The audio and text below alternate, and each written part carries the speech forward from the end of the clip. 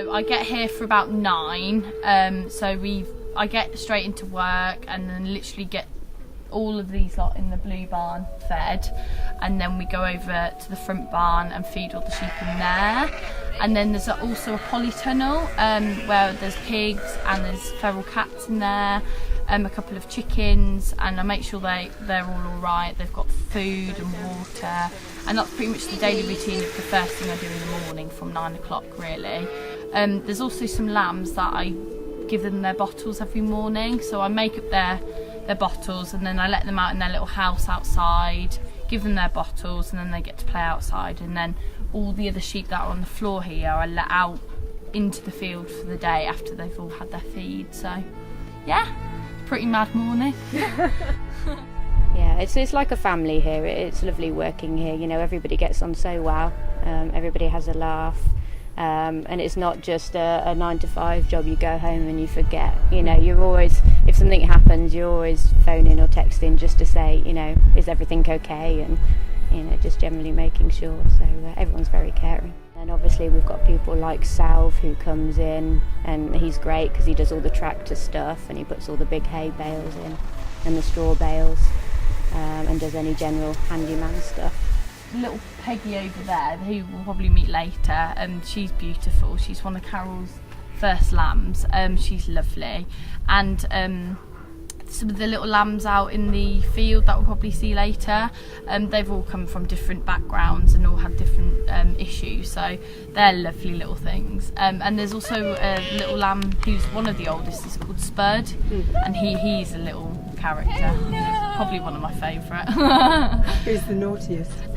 Well, we've got 2 sheep over there called the Naughty, so probably them, jumping in and out of their pens. We've also got a sheep called Bart who's just constantly jumping everywhere. He just loves his food, so. And what do they all eat? What does sheep eat? So they have like a sheep mix, so it's like a dry mix, and then they also have a wet mix that we add this thing called sugar beet to, so it just makes it a bit more supple for them. So some of the oldie sheep have more wet mix, so it's easier for them to eat with their teeth if they've got a lot of teeth missing, but it just really, we give them whatever with either dry mix, wet mix, and then they have a massive bundle of hay twice a day, and they have bowls of hi-fi, which is like really chopped up hay, and it's got like really good like minerals and vitamins in it, so they do get a good feed here. They'll never go hungry. And I believe I've been told that some of these sheep are quite partial to a biscuit as well. Yes, they do like a good digestive or a rich tea. Yeah.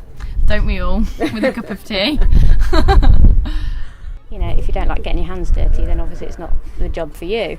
You know, if you don't like get covered in dust or dirt, but no, you just get on with it, because you know the animals need feeding, you know they need their bedding. Occasionally, you know, if you get the pigs, they can be a bit grumpy, so you just have to watch your fingers or something. But I mean, they're all just such great characters. And what's the bit that's most challenging? Probably when we.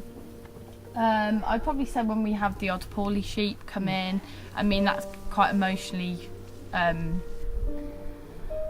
difficult really, because obviously if they've come in and then you have to make sure they're all right and give them injections and things like that. So that's because of my love for sheep, obviously I find that quite difficult sometimes, but obviously if you're helping them, then that's also a good thing. There's Morgan and Marigold. They came into us originally. We were contacted by a family who'd found them in their field tied up, so somebody had obviously abandoned them. So they came into us. Morgan was about 8 months old. Marigold was an adult, so she was a couple of years old. But they've been great. At some point we're obviously hoping to expand their pen out a bit. We don't like to keep things the same all the time here, so we like to, you know, change things. Like the pigs, we're hoping to do different things with their pens, and just to enrich their lives really, you know. But, you know, they've been great since they come in. I mean, obviously they're the only goats here at the moment, but as you can see, they're quite happy, so yeah. Bright characters.